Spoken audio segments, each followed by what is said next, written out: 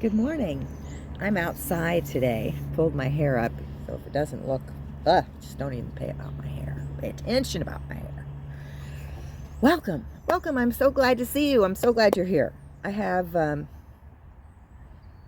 some curious things I want to bring up in this video that I'm doing. You know, this is a vlog for myself, first off, and then if I meet anybody on this channel that will communicate with me, which I've had one person already. Thank you for that. That's the main reason I'm doing it. I've said in I think almost all my videos I've done so far that I'm lonely, but I'm anxious. I have social anxiety. So going out and doing what I used to do, I mean, I was the director of the Chamber of Commerce in a large county here in the area. And that's the last job I did. And I left when I experienced some conference office bullying, and I'd come into a community that was very close-knit, and they kind of, if one moved here, the other moved there, and they kind of shifted each other around, and they were all in powerful positions and could do that for each other and their families, their kids, you know, things like that. So things like that happen in small towns. And when you have a bunch of doers and they have baby doers, as their doers grow up, they want to see their doers in their roles, and it kind of, that's how it. And so outsiders were welcome in theory, but anyway, I left and haven't looked back. That's my point, is that I've had positions. I've been a public speaker. I've gone into schools and done speeches for a college that I worked for, and talked to groups of classrooms of teenagers, which, you know, teenagers can be something to present to. They're a box of Cracker Jacks, and you don't know what you're going to get really when you walk in the room. They can be amazing, and they can make it really, really hard. So I enjoy doing that, and I found it challenging. At this point in my life, I wouldn't, or I'd snap. I'd get angry. I'd get really angry, and that's kind of where I'm at right now. And I think we might have my medications worked out. I've never done meds before. I believe I said that. I'm going to put my sunglasses on if you don't care, because I've got a glare off of the table that I'm sitting at. It's a glass table. Thank you. I love sunglasses. See the little sides? Isn't that cute? I can't remember where I got them, but knowing me, because I wouldn't say I'm cheap, but I've had to learn to be careful with my money. And so I know where to look for deals. I know how to get deals. I know a lot of you out there, it's like a hobby, whether you need to do that or not. My necessity warranted me, and my desire to be fashionable and in style. No matter what income I had coming in, the women that raised me, there's no excuse for looking bad, okay? You've got to get it together. So put on some lipstick, pull up your panties, and if you love stilettos, put them on and get after it. But you can't stay otherwise. You can't stay in that place that's the otherwise. You need to pull yourself up and out. So, and another thing, while it's crossing my mind, because I do have notes here, but it's a vlog, so I want it to be relaxed. And I want you, if you aren't watching this, or if you're watching this and you're not into me and my sunglasses and my dogs and my goats, that's fine. That is fine. Thank you for stopping by and checking me out. I'm not going to post on here that I'm sick a lot. I am sick a lot. But that's why this day is wonderful. I had a good night's sleep last night. I think the meds are working. But you know, they do that for me when they start. And because I have a folic acid problem from my eating disorder, genetically, I'm not making folic acid anymore. So I have to take a pill for it, because it affects our systems. It's one of the B vitamins, as I understand it. And I have to have it if my meds are going to work. So I'm on the folic acid now. And let me say this. I don't like eating, okay? I don't enjoy it. I do when I'm doing it, but then the guilt, I can't. That's why I'm here. I'm going to be open. It's not like in group. When you're in a in a formal group. There's so many things you can't say because you can't trigger other people. But I put a trigger warning on the front of this, or at least I've got one worked out. I'm trying to learn how to do all this, okay, people? I'm trying to get it together here and learn how to put a really nice, because if other women my age can do it, I can do it, for criminy sake. My material might be a little bit not so broad for the broad spectrum, but you know, I see people with disordered eating all the time, and they don't realize they have it. They're either drinkers and they binge eat after they're, you know, done drinking, and they come in and then they fall asleep. With how we all know, if we have stomach issues, that's a no, no, no. You can't eat and then lay down. Of course, that might be my ED talking, which is eating disorder. You could call it ED. When you get into the reading and you get into therapy, your eating disorder is called ED by most people. They name it because, as you learn in therapy, this is a separate part of your regular thoughts that is learned slowly and becomes etched in. And it's very hard to get out of the ruts that you're in with those repetitive thoughts in any of the eating disorders. In my case, with anorexia nervosa, restrictive type, since I'm in my decades, you know, I'm in decades of having this, I don't have, I can go to a buffet and it can be absolutely beautiful, it can smell beautiful, but I'm not driven to have some. And it's hard to explain that to people because people love cruises because of the food, for Pete's sake. People love gatherings because of the food.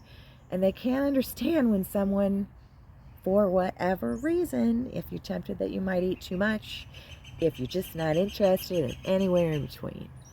Oh, can you hear the birds? Don't they sound awesome? I'm surprised we haven't heard the goats yet. I think they know I'm out here.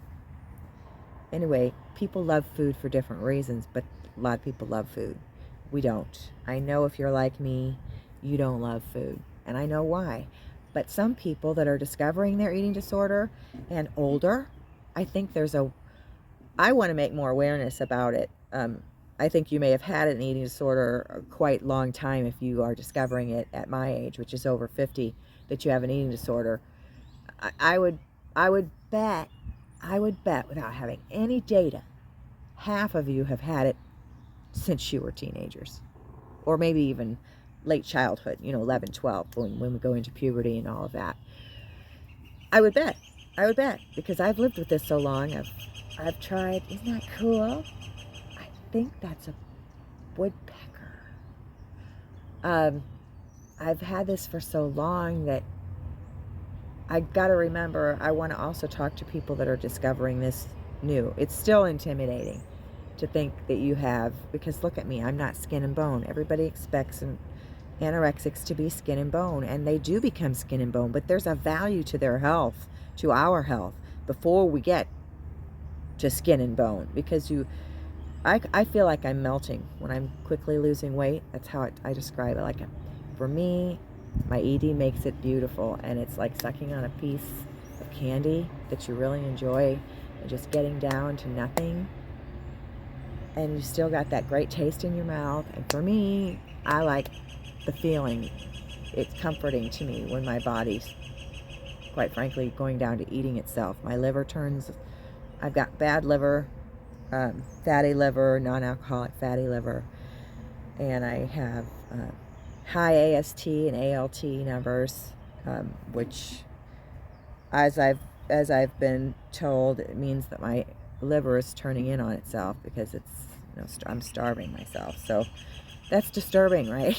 You don't want to be there. You don't want to be there. And I don't know how quickly some people might go to those symptoms, and they may start to decline quickly, but I think a lot of us have been doing this to ourselves for many, many years.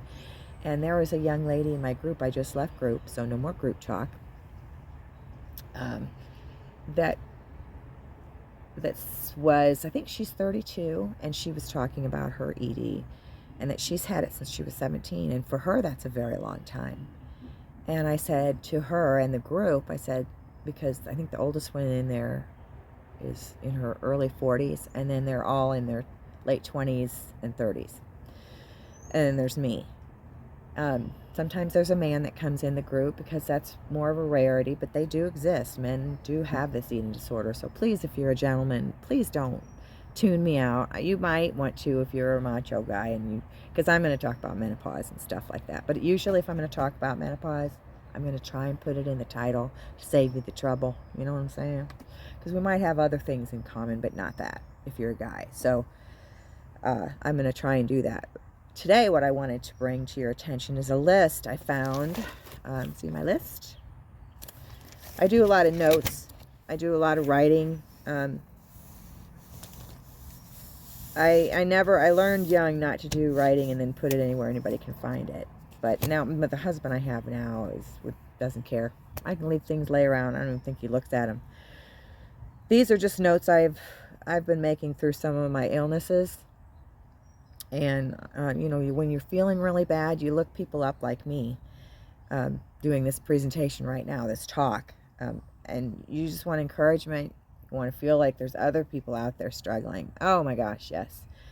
I mean, there's nights that I go through, I'll vomit 6 times. And it doesn't start till about 2 in the morning, dead of the night.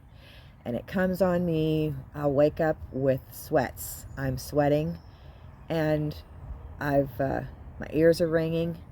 And I feel utterly nauseated. And I mean, if I don't move quickly, which feeling that nauseated ear ringing is hard to move fast, right? If I don't get, I have a bucket. It's a wastebasket, a wide-mouthed wastebasket, tall, right? Not short, so it splashes in your face. A taller wastebasket with a wide mouth. Keep it next to the bed if you do this. I mean, I can't imagine why you wouldn't figure out to do this for yourself, but I'm just mentioning my success of it. I have to take a drink.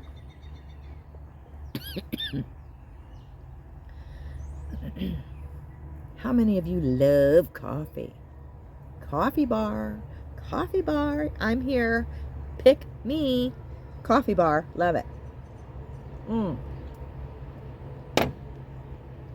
My husband left to go have a nice brunch with his granddaughter that is 24 and her fiance. She hates me. Another one of people that hate me. I don't know why people don't like me. I mean, please don't tell me why you don't like me. If you don't like me, just move on, because I have been through so much over the years, professionally and personally, that I've really isolated myself. But what I've created in this notebook here, I think this was last year when I was really starting to find that I had like a group of different doctors. They were all working together. One would have talked about me to another, so when I see them at the next appointment, and so my gastroparesis and all my esophagus problems, my slow motility in my intestines and my bowels, that's all been confirmed with tests.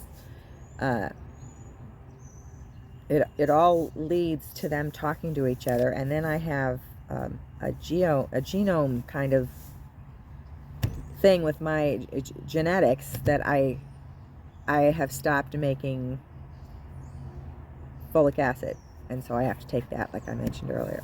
But I've compiled this list of different, and I thought this was interesting because I don't like to talk more than 15 or 20 minutes. I think it's, for me, I have, if you haven't noticed, I think I have undiagnosed ADHD on a mild scale. I was not a little girl that got in trouble in school, but I went to school when the teacher really had a rein on the class.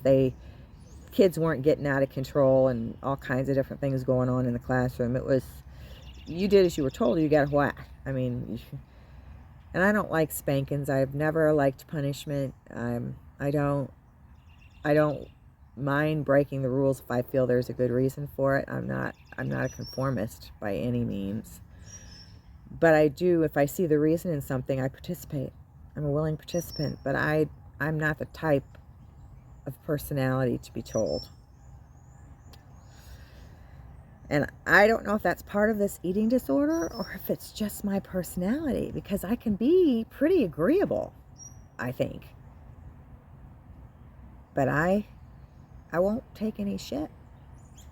I won't take any shit. I won't stand. My husband gets bowled over by it, and I've watched his friends because he likes to drink and I don't, and those don't go well. Somebody's got to give, and I wasn't going to become a drinker at this late stage in our lives. I call him my 70s guy because he's 70 years old, but he was a young man running the world when he was when he was in the 1970s, he was a young man in his 20s, you know, running the world, wheeling and dealing, and it was just, he was part of all of the movements that were going on, and he rode a motorcycle back then with a few of his friends that were Vietnam vets, and he's just we come from a different class. Social, I don't mean social class like above one another, I mean a social group. We come from a different, I mean, I dated a biker once when I was, what, late teens, early 20s. I think I was 20. After a serious boyfriend and I, first one I'd ever had, were together for a year and a half, and then he left me for a older woman in her 30s who had 2 teenagers, and I couldn't understand that, but they got married, and it must have been God's will. So our time was not supposed to be a long time, but boy, did I take that hard. My weight dropped so hard when we broke up. That was the first boyfriend where we really liked each other for a long time, and obviously it wasn't love. It was for me, but obviously it wasn't for him. So you know, that's tough when you go through that. I mean, I don't understand when we lost it or what, even all these years later, but that's the way it goes sometimes. That's the way it goes. And he got a really great spouse. I understand he's been married for like 30 years or something, and it wasn't my story. It wasn't my story. But I didn't do that. I have a few husbands to tell you about, and a few engagements that I've had that I never married, plus the ones that proposed to me that I did marry. I know, it's so scandalous, isn't it? So scandalous. Anyway, my list. Okay. Like, I'm interested in how do you medically support slowing the decline of kidney function? Well, guess what I found out? It's nourishment. Until it gets super serious, you have to nourish your body. And when you have gastroparesis and your stomach doesn't churn the food, it just sits there like a knot, and then your food sits in your stomach for, especially if you're not a good chewer, for days. It can be in there for a couple of days, or at least a long period of hours, where normally the stomach empties within 2 hours. How long have we been on? Oh my God, 17:40. We got to get to it.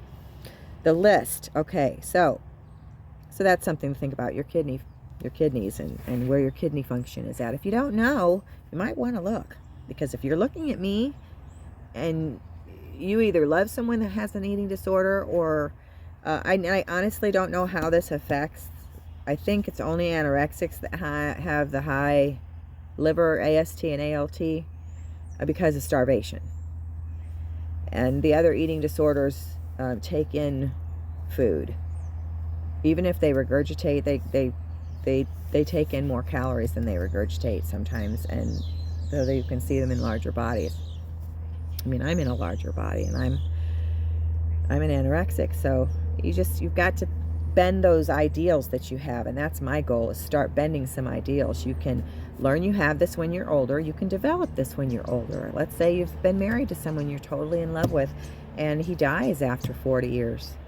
And you're in a relationship like mine where, you know, me and Mark are kind of really everything to each other. And we have our problems. Like I said, he likes to drink, and I have this.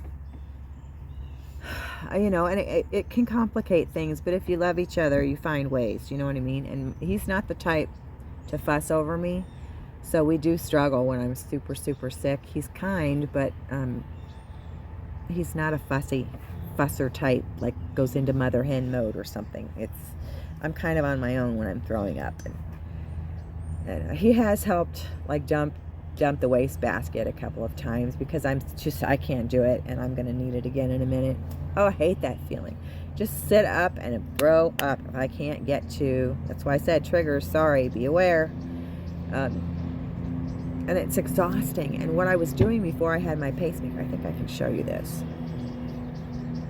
Right here. You can feel it. It's a little box. I don't know if you can see my scar, but I touch it a lot. I could have died. And I was 56 when I got this put in. I'm turning 58 in June, late June. I'm a Cancer. love cancer.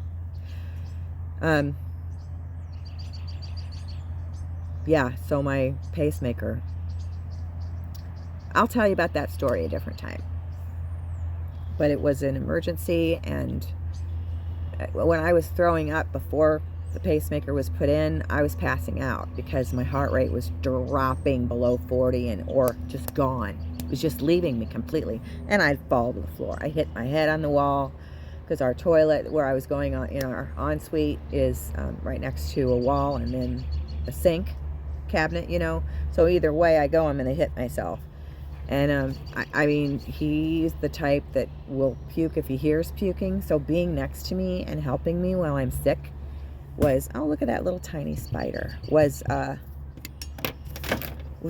super hard. It was hard on him to listen to me. So he'd go to the other end of the house and he'd want to help me, but he couldn't because when he'd get near me, he'd start gagging. So, oh, and then you get the cold sweats. And if it's in the middle of the night and you're in air conditioning or you're in the dead of winter and you have, I was sitting on the pile thing, that little piece of carpet that goes underneath the toilet, And so that I was, the other carpets were on tile, so I would fall to the floor, hit my head on the wall. Now it's just regular throwing up, but it's still exhausting and it's so aggressive. It's not the same as when I used to make myself sick, which I did when I was young, and my first husband didn't know what else to do, and he'd make, he'd sit with me, stand over, you need to eat something. The kids need you, I need you, you need to eat something. And you don't know what else to do, especially when we were young, and I thought I had anorexia, but I wasn't sure at that point.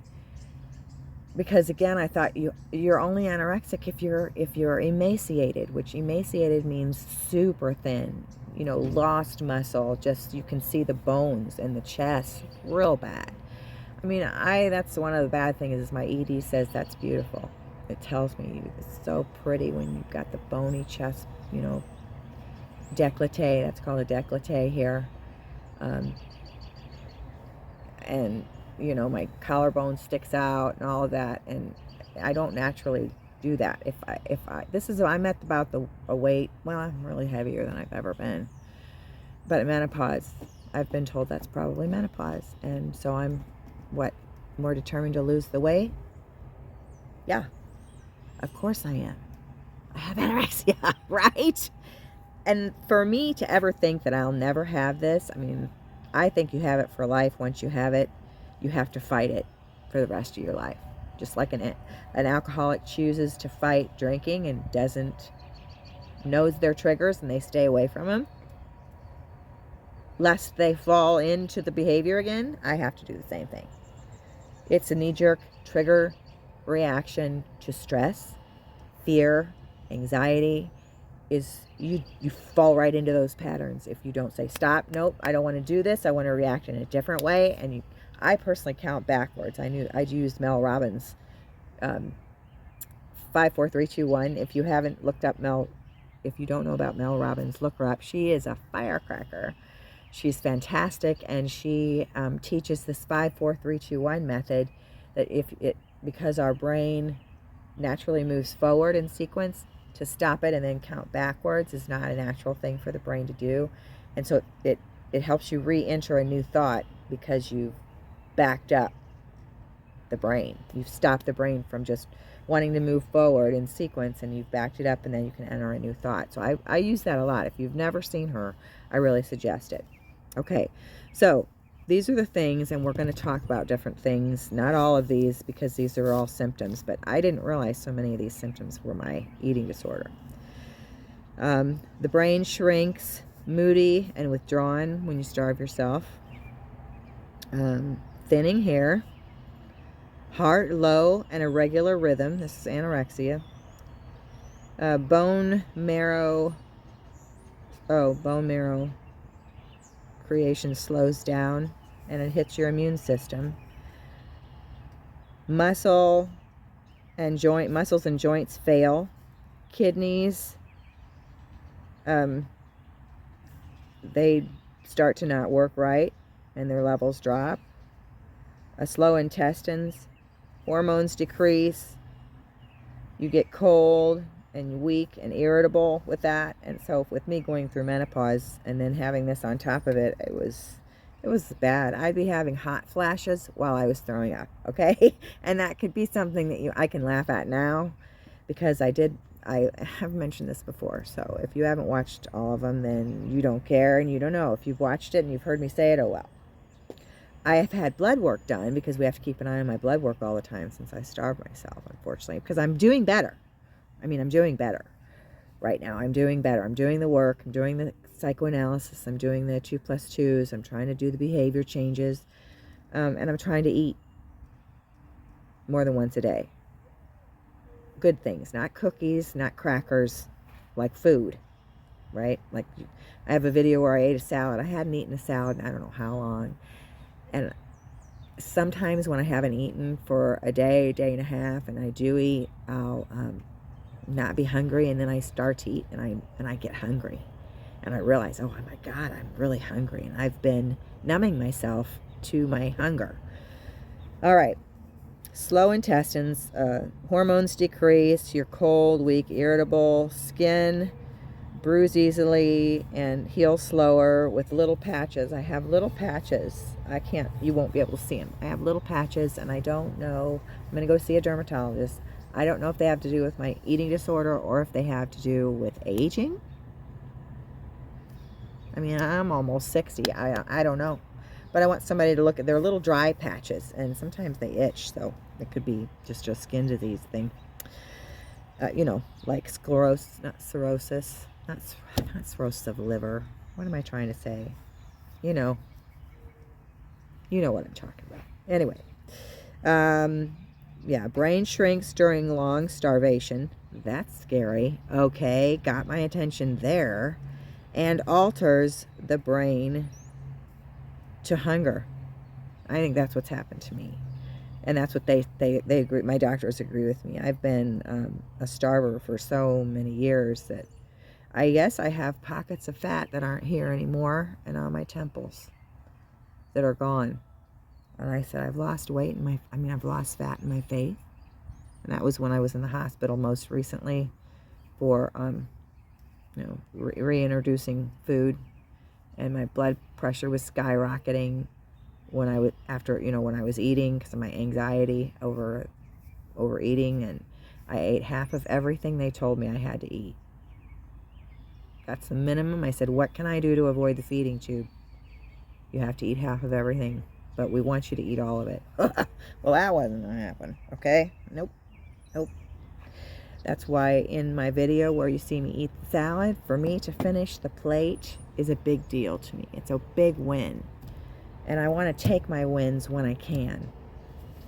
All right, now the rest of the list. Fatigue, dry, itchy skin, low calcium, high phosphorus, blood in the urine can sometimes happen, frequent urination, muscle cramping, low calcium, low muscles need calcium, high protein, like if I eat too much chicken, because I can't eat beef, I don't digest it well at all, so I don't eat beef, so I eat a lot of chicken and fish, and that can lead to high protein, especially if I'm doing my my protein drinks. Like when I'm not eating, if I've thrown up all night, it scares me so bad. It takes me two weeks to start eating again. I mean, I just eat little bits of this and that. And so high protein in your blood will show up when you have anorexia. Plant phosphorus is easier to cleanse from our bodies. Vegan diets help slow kidney failure. So see more vegetables, and see with my stomach and my slow transit in my guts.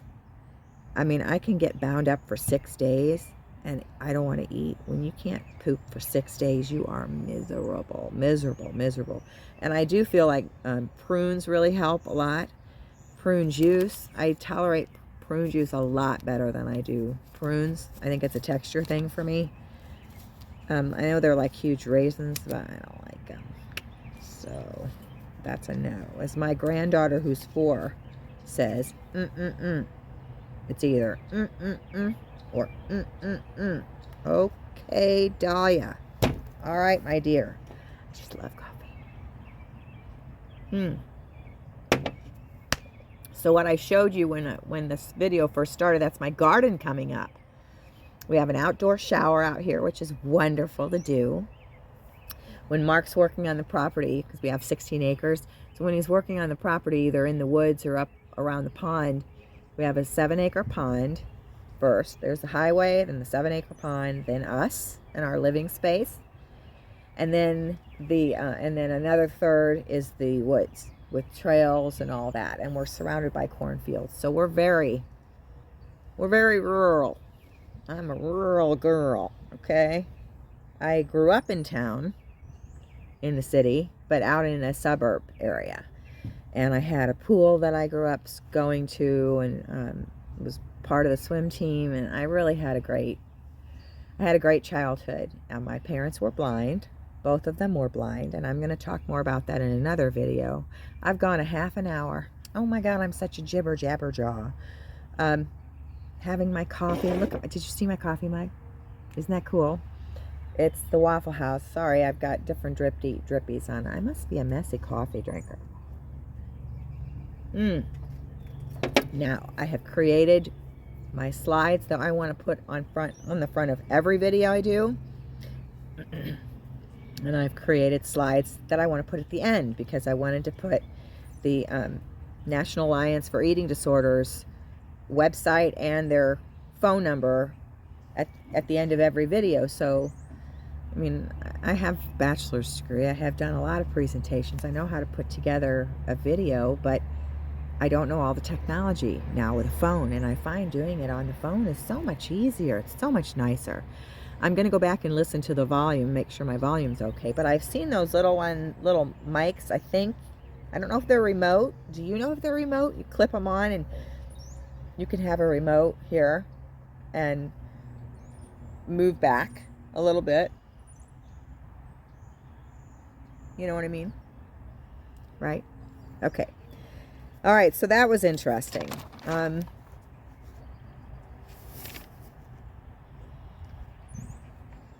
I'm not going to go into all the blood work I've had. You don't care about that. I don't want to talk about it. I do have low vitamin D, and I have had low CO2. Oh, my creatine's through the roof, which is why my kidneys aren't good. My GFR, which is the percentage of, filtration that you're getting from your kidneys, is in the low 50s and high 40s sometimes now, instead of 57, 58, just below the start of it. It has decreased, so my number's gone down, and you don't want your number to go down. But like I was starting to say with my gastroparesis, I just can't. Raw vegetables, steamed vegetables, yeah, I'm doing better. I'm on a drug called erythromycin. It's a regular antibiotic. It helps when I break out, as part of my skin diseases, I break out, I have periodermatitis. That means I get little itchy spots on my face, around my eyes, around my mouth, around my nose. And if I wear makeup and all that, that's why I don't have makeup on a lot of the time. And yes, the circles are part of my malnutrition, the dark circles. It is what it is. I do love makeup because it covers that up, makes it so much less noticeable. But I figure the people that are going to be interested in watching me aren't worried about what I look like. You're more curious about what I have to say, because that's what I've been looking for, is someone to talk about having this that's older. A lot of it's going to be the same as a younger person, but there's going to be some parts of it that you look at differently. Especially if you're like me and you've had an eating disorder and you've been in and out of treatment for many, many years, 30, 40 years, 20 years. Your outlook on the whole thing is very different than someone that's in the throes of it for the first time. All right. Oh, wow. My granddaughter did some, I love you, Nana. Get well soon. When I was in the hospital. Isn't that great? She's such a little animation. Oh, you got this. Oh, sweetheart. I love you, Nana. Get well soon. 1/14/24. Yeah, that's when I was in the hospital the last time. So, anyway, I'm going to let you go. I went way over my 20-minute goal. But we're going to see, because I'm doing for the first time the front and the end, you know, slides that I want to put on.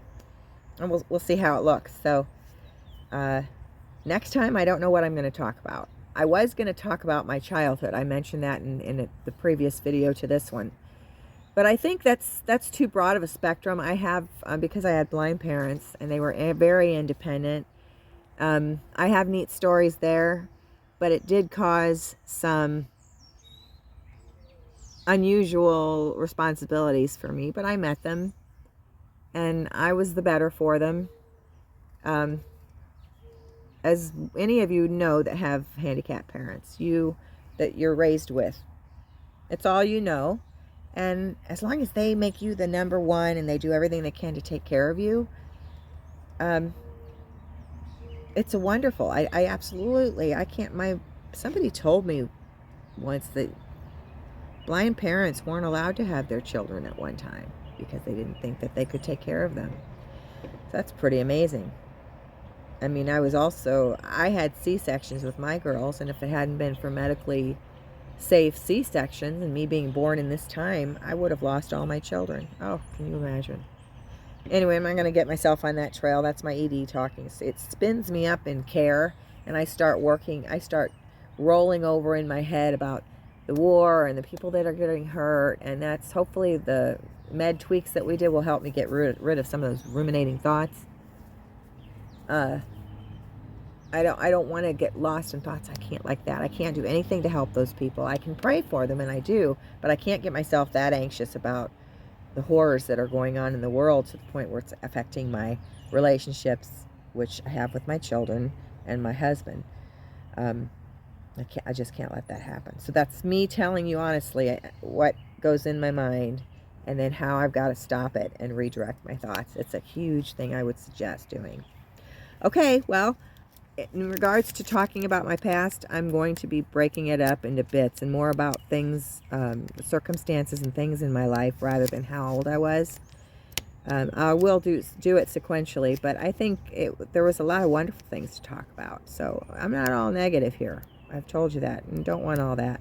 But I do have trauma in my life, and I have a lot of it, unfortunately, which is what's perpetuated my eating disorder all these years. So anyway, thank you for being here. Thank you for joining me. I'm going to turn you around, let you see my garden, and wish you a very happy day. Thanks for stopping in.